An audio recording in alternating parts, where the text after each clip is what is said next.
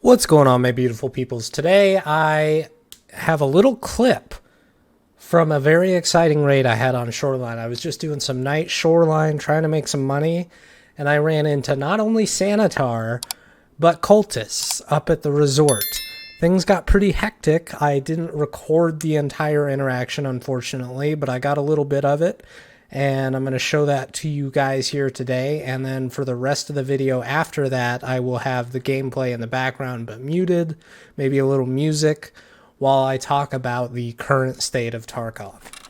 Let's get into it. Oh my god.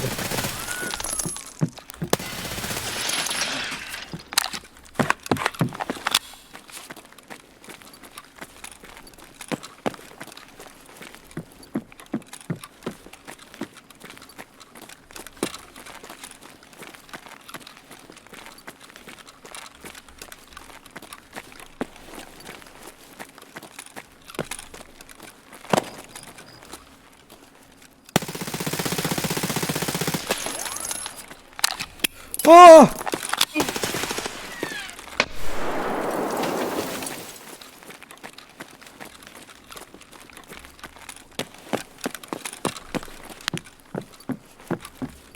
Holy shit! This is so scary!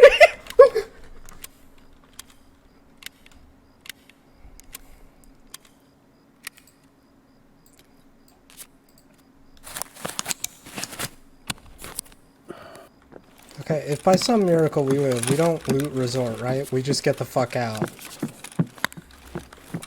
I don't know how many cultists there are. I don't know if that was all of them.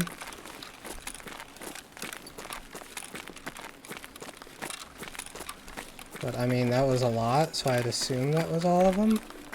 Alright, so what's been going on in Tarkov lately? Everybody's been talking about it, and I normally don't make videos like this, but I felt like this is one of those situations where the more eyes we have on it, the better. And even though I'm not necessarily a influential YouTuber or anything like that, it's still like, you know, it's something I'm passionate about, so I felt like I deserved, or well, I feel like you all deserve to hear what I have to say. And you know, not even for me, but if you are watching this, tweet it at BSG, share it with friends. Like, we need to get more people knowing about these kind of things, because this is just kind of unacceptable in my opinion. So we'll start off with the whole RMT banning thing.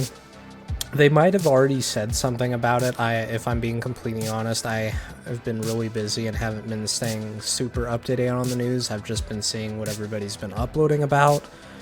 Long story short, Vibin and one of his friends basically got banned for 60 days for RMT, supposedly.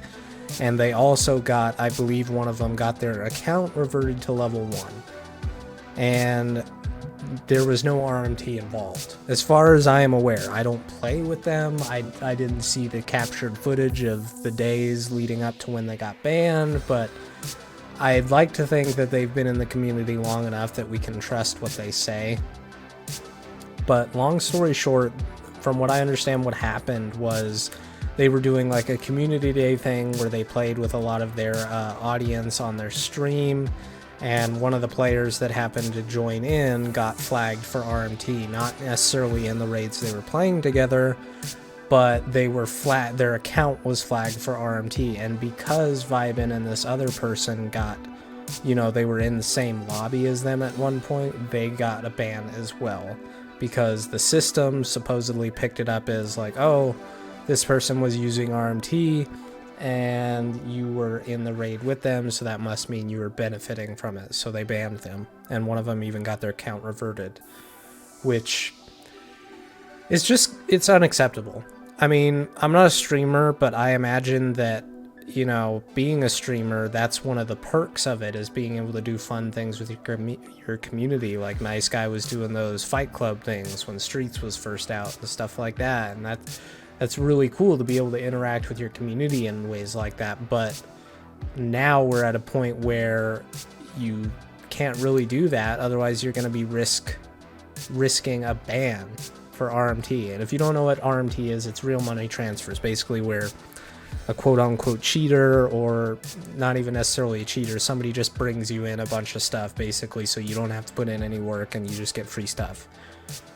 And I think it's messed up, because a year or so ago we had the changes to dropping items in raid, where certain items like barter items and certain keys and all sorts of stuff like that, if you try to drop them in raid for somebody, it'll say, hey, this item is going to be permanently deleted if you drop it.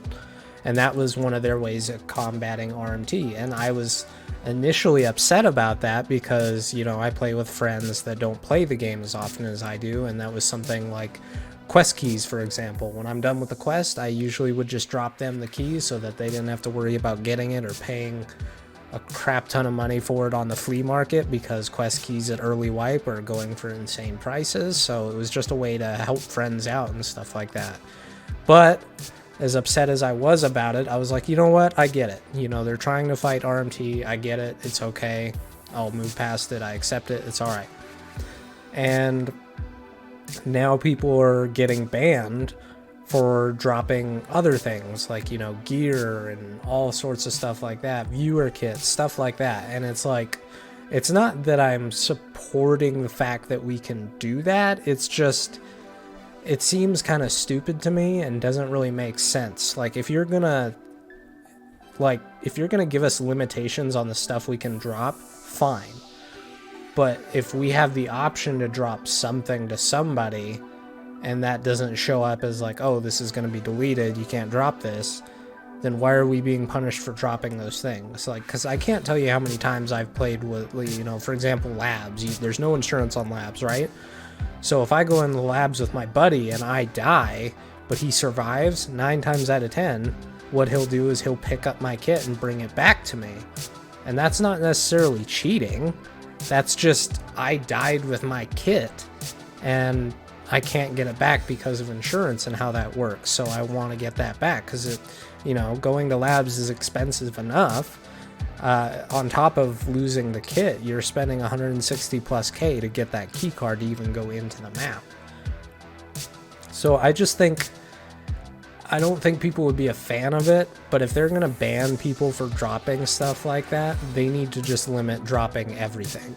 Like, everything in your stash that you come into the raid with, we should not be able to drop it unless it's, you know, like our backpack or whatever. But if you get into that situation, then we won't be able to insurance fraud. We won't be able to upgrade our gears and stuff. There will be no point of insurance, and that's a whole other can of worms. It's just the lack of communication by BSG on what is allowed and what isn't is, I think, the biggest issue. And that's something that Pestily has been harping on quite a bit, and I agree wholeheartedly with him on that fact. So yeah, that's kind of what the big deal is right now. But let's move on to the next topic, which is the invisible player bug. They recently put out a patch that supposedly fixed the main cause of it, but it's still been happening. I swear it's like every 2 or 3 raids I'm playing with my buddies and I can't see them. And I don't understand why they haven't fixed it, or at least told us, you know, what they're working on to fix it, because it's clearly not fixed.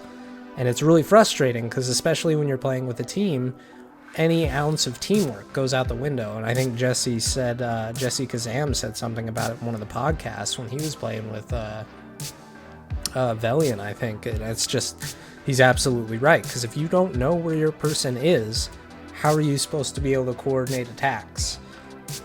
So that's something else that's really frustrating. I hope it gets fixed soon, but it's been in the game for a while, and apparently there's even a way to replicate it. I haven't looked into that. I don't want to look into that because I don't want to know. And people are saying, oh, we just Alt F4 and it fixes it. I shouldn't have to do that.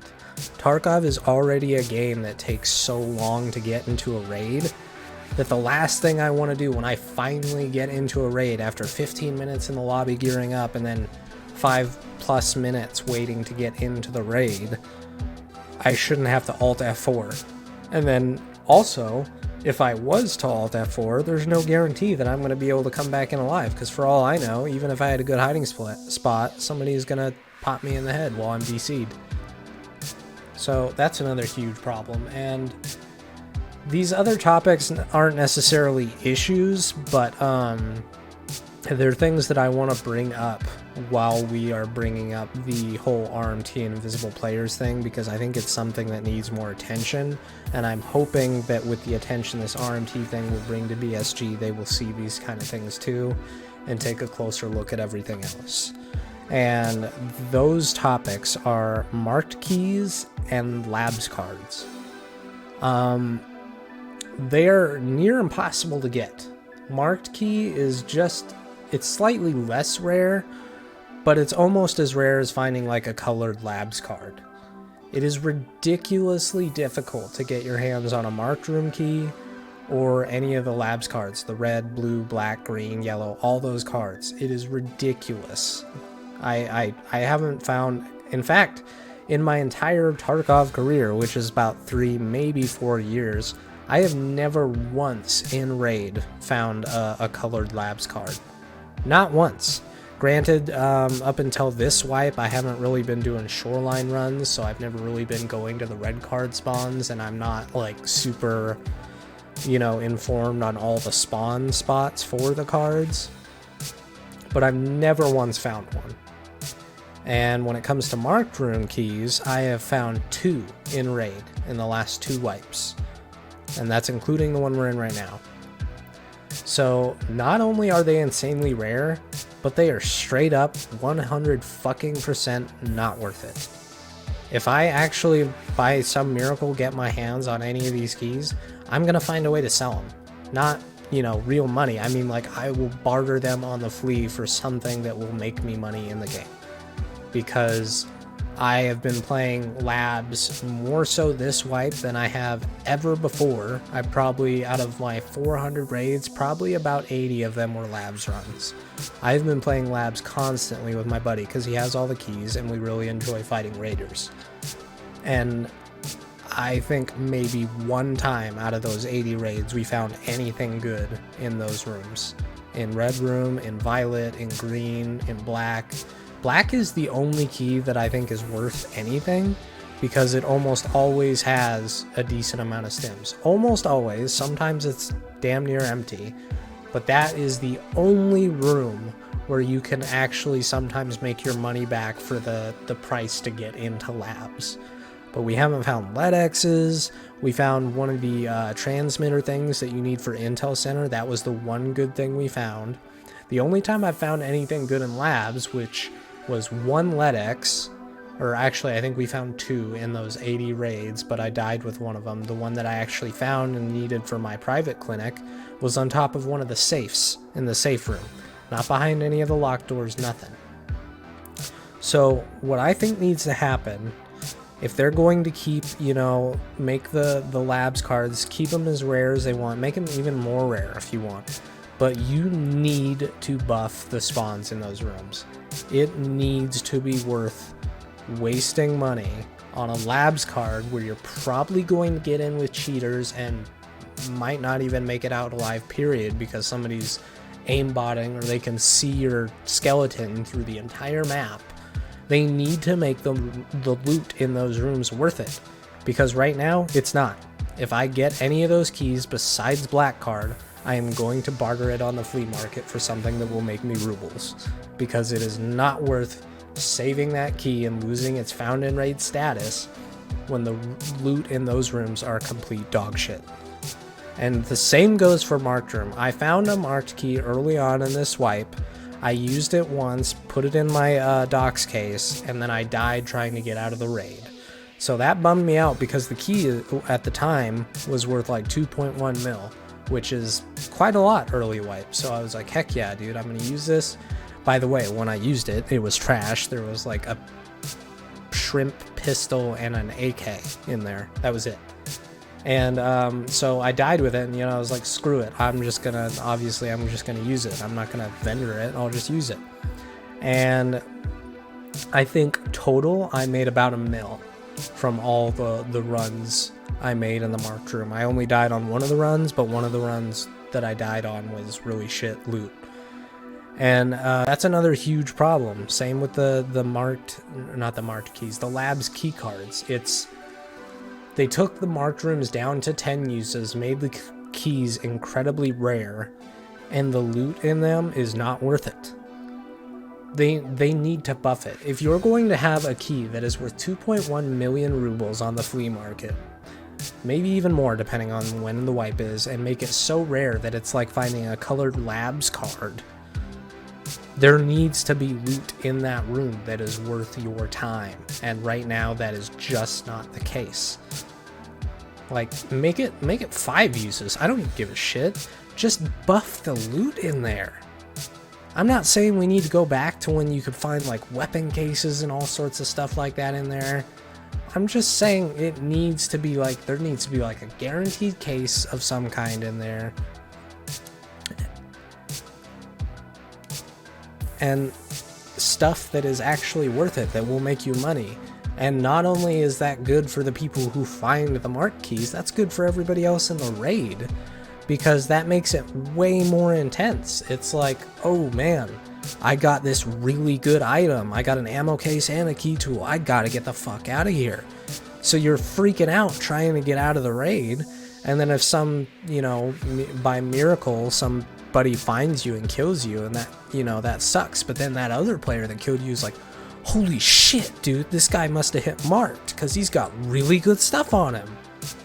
So that's a big issue that I have, and that needs to change. I don't see it changing because BSG doesn't seem to, you know, Nikita wants to just keep making the game harder, which I understand, but at the same time, it's a video game, man.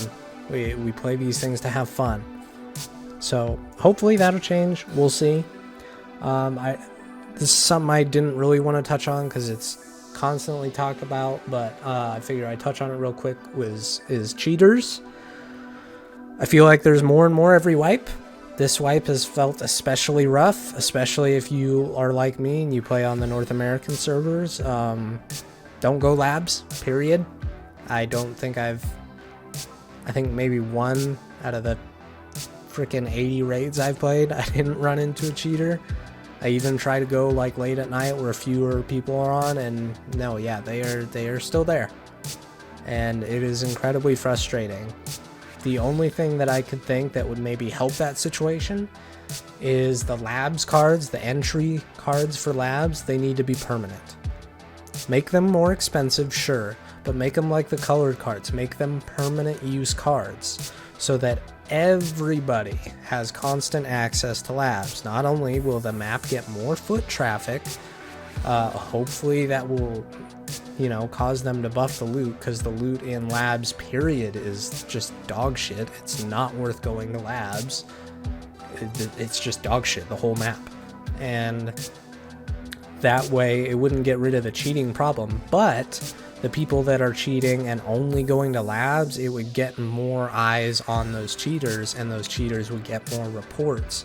So hopefully that would either, you know, this wouldn't be the most ideal situation, but maybe they'll scatter and go to other maps too, which isn't necessarily great, but at the same time, hopefully more of the actual cheaters will get banned because a lot more people are reporting on them. I really think that's a huge change that could really help, is if they made the labs cards permanent use so that you don't have to keep buying them, because nobody's going to pay, fewer and fewer people are going to pay 160+ rubles on top of bringing in one of their best kits to go to a map where they're probably going to die to a cheater, and even if they don't, the loot on the map sucks. And those are the you know, the negative things that I wanted to talk about. That's the like current state of Tarkov right now. It's kind of a mess. One last thing before I go today, I wanted to kind of end on a high note on what's right with the game right now, because even though the game is in kind of a terrible state, there are still some good things. Recently they made the changes to the weight system, they changed around some armors, they tweaked the recoil system, and they fixed metabolism so it's not as ridiculous. Those are all massively amazing and good changes. I do not want them to change that. If anything, I want them to continue and improve on it, because that is one of the few things that has been keeping me playing during the current state of Tarkov, because when the game does feel good, it feels better than it has in a long time.